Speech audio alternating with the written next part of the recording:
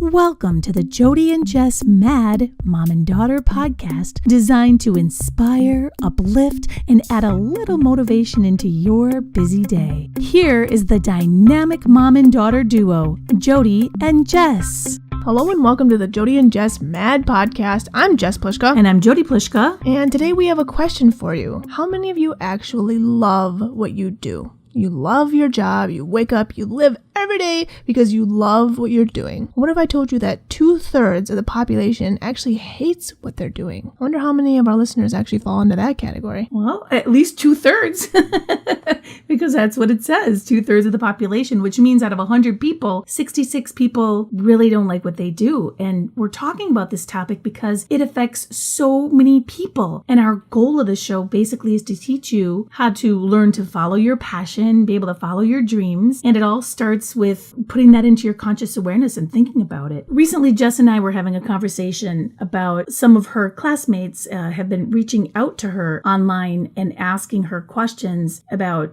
how she started her own business. And yeah, I've been really fortunate to be able to do what I really want to do in life and be able to start my own business. And recently, a lot of my friends have been asking me, how do you do that? And, where did you learn to do that? Yeah, that's something I think a lot of kids, especially not only young kids, like this is a cross-generational podcast, but even older people, even in their 40s, 50s, they want to make career changes. They don't like what they're doing. And that statistic is a pretty harsh statistic. And what kind of answer do you give people when they ask you that question? I respond with, well, that's just how I was raised, that I don't know any other way. And that entrepreneurial mentality was really just in my DNA.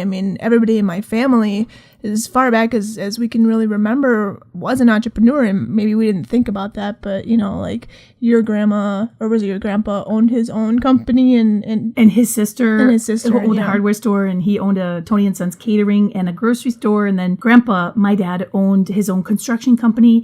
I never knew that the word for that was entrepreneur. I just thought they were small business owners, and it's not until I really got into the work that we do with helping entrepreneurs grow their business and such that, I really understood that we come from a long line of entrepreneurs. Yeah, I never really thought about it either. I just thought, well, they're doing their jobs, and that's what their job is doing that. But it is a mentality though. Yeah. It is just hit it right on. The biggest thing about mindset that a lot of people don't know, there are two major things people don't understand. Being an entrepreneur is about, number one, it's having the right mindset about being an entrepreneur. And the second one is developing the right habits to be able to become an entrepreneur. And those are things that people don't really understand. I've had the opportunity to speak at your college a lot of times, and a lot of the kids, when I ask them what they want to do, what kind of responses do we get from the kids? Well, everybody seems to want to do something that they love, or start their own business, or become an inventor, become an author, and do their own thing. But they don't know how. They don't know how to begin, where to begin. But that's the fallacy, because there's more information out there. Let me ask you a question. How many emails do you get on a daily basis, or how about in your Facebook feed or Instagram feed, of paid advertisements of people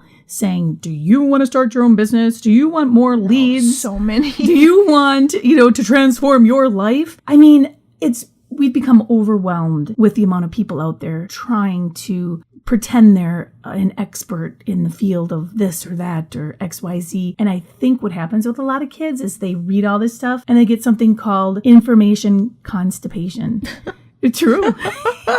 They're truly constipated. Yes. Their brain gets constipated. There's so much information. They don't know how to move forward because there's so many conflicting, you should do this, you should do that. And it's not only, the how is really the easy part if you find somebody that you trust and believe and that's already done That's what I was going to say. That's the thing though. It's like there's so many scam artists, and it's hard to believe anybody on the internet nowadays because everybody's selling the program, but then you read all their reviews and they're like, he or she's a scam artist. And yeah. Let's just give a little education to people. First of all, the person needs to have a really solid background. If you you put in Jodi Plishka, you're going to see that, I'm an award-winning author. I have books. I help people invent products. I've done things because I've done it myself. And I think that's one of the keys is you need to make sure that the person just isn't telling you what to do, but they're showing you through what they've already done themselves. So basically, that good old saying, the proof is in the pudding. They've already made millions of dollars themselves, and that's why they can share their techniques. That's the kind of people that you want to look for, but there still are scam artists out there. But getting back to your friends, the big thing, it's not how to do it, because really you can Google anything, how to publish a book, how to invent a product, how to start your own business. It's really the why that gets people hooked up. And what that means is, first of all, we were just talking about that study we read in Forbes. Yeah, it was a staggering 97% of all entrepreneurs fail, while only 3% find success. Yeah, and nowadays, because there's so many people that are out there trying to do it, and the big thing that a lot of the people that failed don't have the why. The why is why they're doing something. And right when they're struggling and they're just ready to have success, if they knew their why, the 3% can move forward. Those other 97%, they quit. They quit right before they were ready to have a breakthrough. And that's why a lot of entrepreneurs fail. So the biggest thing they need to focus on, remember in the beginning we said two things, mindset and habits, and having the right habits and beliefs. Well, all of that plays into that. If you don't have the right mindset, you don't know what you're supposed to think or how to feel or how to take your stress and your anxiety and your overwhelm, and you don't know what to do with that. You know what happens? Well, you just probably end up failing. Yeah, you fail. And that's why a lot of entrepreneurs don't have that accountability, because you're working at home and you're with your family, but you really don't have accountability with somebody that you have to report to every day. If you go to school, you have to be on time, the teachers keep track of you, or a normal job, they tell you when you can take off, when you have to work, when you don't have to work, but an entrepreneur can work anytime. The only person that they have to be responsible to is themselves. So I think that's something that a lot of younger entrepreneurs don't understand, but don't worry. We have taken 27 years of information, successes, failures, and put everything together in an actionable 8-week intensive program to help people be able to learn how to do this. For the 2/3 of the population that really don't like what they do, I think the first thing you need to do is you need to actually write down what you really like about your job right now. And then after you do that, try to write down what you don't like about your job now. This list may be a little bit longer than the likes, but nonetheless, write down what you don't like about your job. And then next, write down what is your dream job. What would you love to do? What is your dream job? And then why? Why would you have chosen this dream job? Why is it your dream job? Exactly. Because when we follow our passion, it's something, if it is something that can make money, of course. If you love what you're doing, the rewards will follow. For those people who follow the money, guess what happens? They never find that happiness. And then when it comes to retire, what happens? Yeah, it's really sad because a lot of them just end up dying at a really early age because they don't have the meaningful relationships with their family, and they've really just lost their one purpose in life. What they felt was their one purpose in life was their job. Yeah, and then they get lost, and then all that time is gone. And so I think that's why I feel super lucky being an entrepreneur and being able to focus on being a mom. I think first and foremost, that was what was important to me. My career, when I'd go on book signings, you'd come with me. That was fun, being able to have you hang out with me. Even now, things that we do when I'm doing speaking events, you're coming with me, and now that's how you learned how to become a published photographer and a published videographer, because, you started learning how to do these things. So when you take that list and you look about what you don't like and what you do like, basically, this is called catharsis. And the catharsis is the free flowing of your own emotions. The best part about therapy that I like to teach people is how to be their own therapists, because it saves you a ton of money. So, the best thing about writing something down is when you're feeling really low and you write something down, read it when you're at a higher, feeling happier, and you can really decipher how you were feeling at that very moment. And the same comes with when you don't like your job, or, you want to know what your dream job would be, or why you're going to choose this profession. When you start to write these things down, you start to activate your own critical thinking skills. You get yourself to start thinking. And I think that's really important. So let me ask you a question. So why do you go to college? What's the main reason? And this is something that a lot of people don't really get. The main answer is usually because what you learn there makes you a more well-rounded person, but also it may feel like you're taking a lot of these extraneous courses that will never apply to your life. Like I took calculus and they told me you'll never use this in your life, but it helped formulate those critical thinking skills. And by forming those skills, it will help you become more successful in the real work world. Like doing group projects. What does that teach you? Well, I mean, cooperation and communication, definitely. Right, exactly. So yeah, those are skills that everybody uses in the real world, and those are skills I think that everybody can brush up on. But we're getting back to the main reason we're doing this is trying to get you to think, what does life look like to you 1 year from now? What does it look like 5 years from now or 10 years from now? Do you find yourself doing the same thing over and over again? Are you stuck in that dreaded loop of doom, or are you ready to make changes in your life? Do you want to do something that you really love?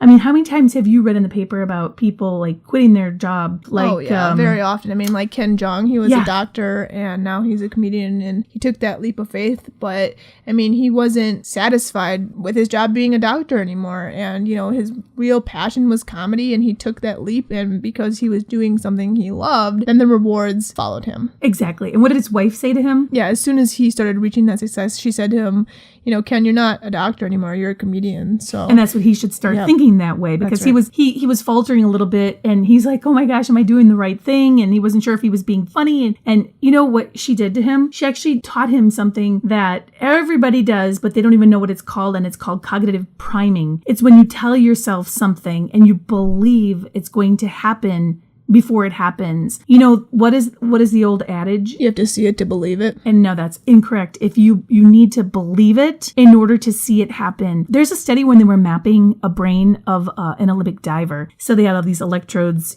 attached to his brain, and they told him, they said, now we want you to see yourself doing your triple dive with your 5 twists or whatever it is in the air. And we want you to actually go through it in your mind like you're actually doing it. And physiologically, did you know that your body can't tell the difference between you're actually doing something and when you're pretending to do it in your brain? It's like watching a scary movie, right? Like Exactly. You don't know if your brain doesn't know, like, oh my God, you're actually not in danger, but you still feel that like immense fear, like you're gonna pee in your pants a little bit. It does. Well, I have done that a couple times. No, I'm just kidding.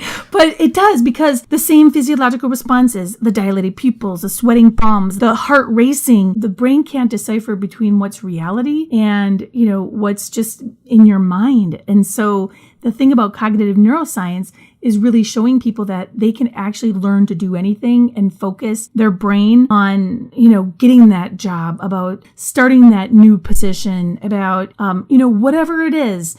Buying your new car, whatever it is, you put that intention out there and your brain is like putting little antennas up, and the whole world is made of this electrochemical energy, and your brain, being the electromagnetic gatekeeper, is going to pull all this energy in, going to help direct you to be able to get that job or buy that car. So the biggest thing you need to do is, if you believe it can happen, you actually can control your brain. Remember, we told you before, we're going to help you learn about mind control, and you can actually believe yourself into making something happen. So what advice would you give to people that are just graduating from college? What kind of advice would you give to younger people? I guess one of the big things that I would tell them, but more or less ask them, is, are you going into the profession that you're currently seeking because you really want to, or are you just doing it because it's something to do with your life? Or did the parent tell them that that's what they should do? Right. Right?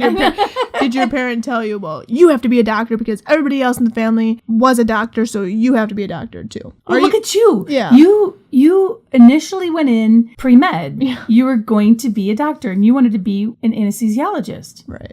And then what happened? You made a switch, and then what did you switch to? Because you didn't think, you didn't want to put all the hours in, like you didn't want to have to live at the hospital. That just wasn't for you. So what did you do after that? So yeah, initially I started out as pre-med, going into anesthesiology, and then I switched to pre-dental, going into dentistry and maybe wanting to become an orthodontist. And while going through all of that, I really was just doing it because I guess I felt that I should be doing it.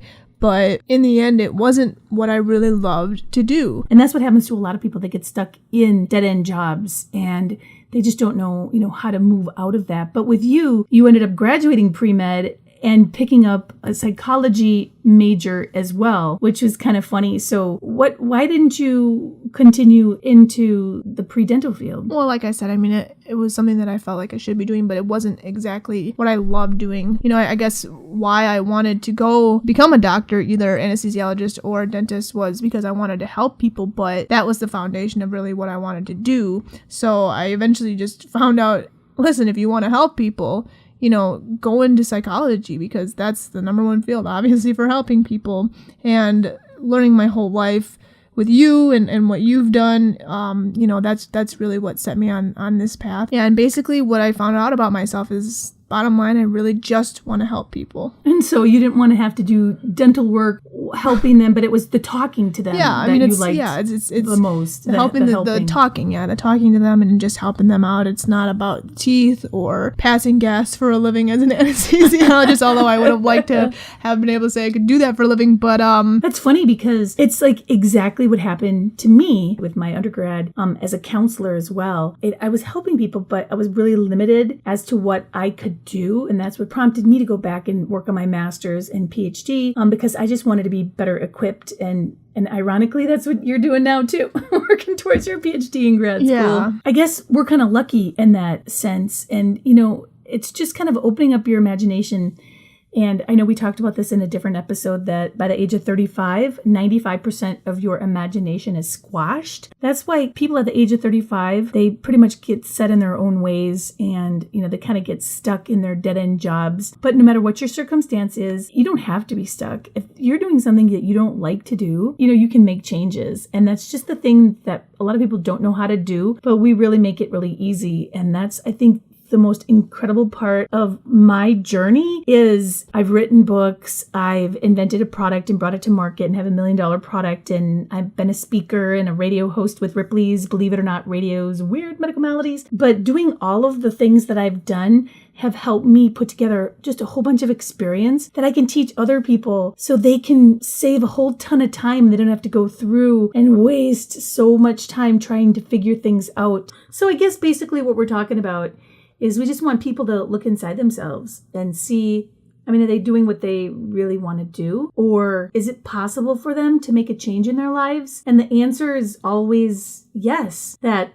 no matter what your circumstances are, if you really want to make a change in your life, guess what? You can. And that's why we're here. We want to give you that inspiration and motivation to be able to direct you and show you that you can live your life by your own design and not simply live by the default of what others told you that you should do. So whether you don't know where to go with your life, or you want to make a change because you've been stuck in the same old life that you don't want to live anymore, don't worry, because we're here to help you. That's what we're here for. And if you're interested in learning more, we do have a free 10-minute training mini course that will help you learn to eliminate your internal conflicts, master mental habits to eliminate your negative self-talk, your anxiety, your stress, and your overwhelm. And basically, you'll just learn how to live your life by design and not by default anymore. And to reiterate, it's completely free. We're just doing it because we want to give an education to you to be able to help you make a decision if it's time for you to move in a different direction in your life. I mean, it's all about being happy, and that's why we're doing this show. Is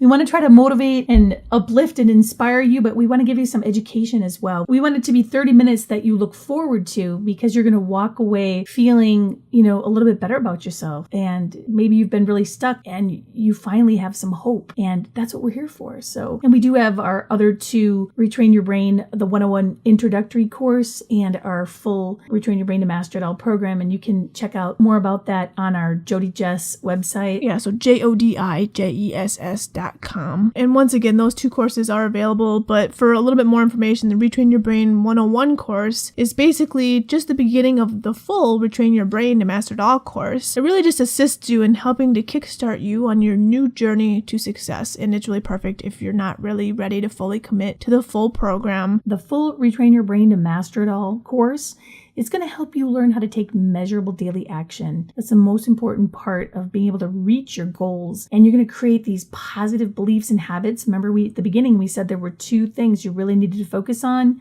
One was those beliefs and habits, and two was your mindset.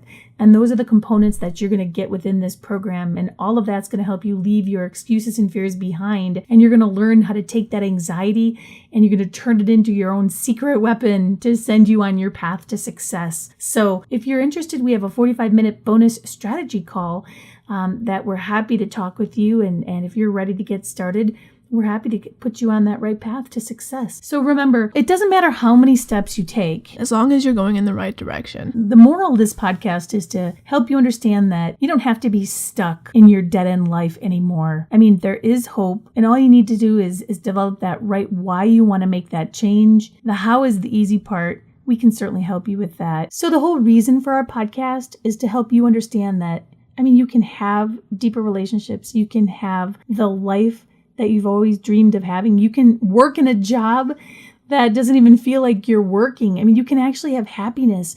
Remember, you only have one life to live. So make it the best life possible. Remember, think about a year from now, 2 years from now, 10 years from now.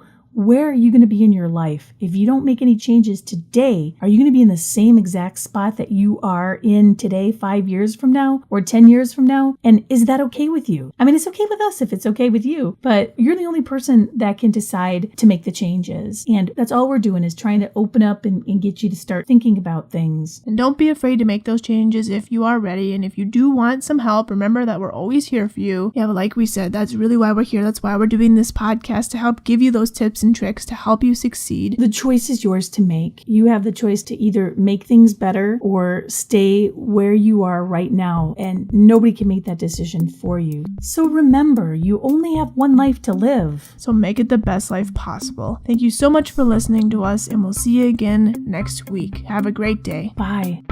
Thank you for listening to the Jodi and Jess Mad Podcast. Want more inspiration in your life? Please visit jodijess.com. That's JODIJESS.com. Or follow us on Instagram, Facebook, Twitter, and YouTube at Jodi Jess Pod. JODIJESS Pod.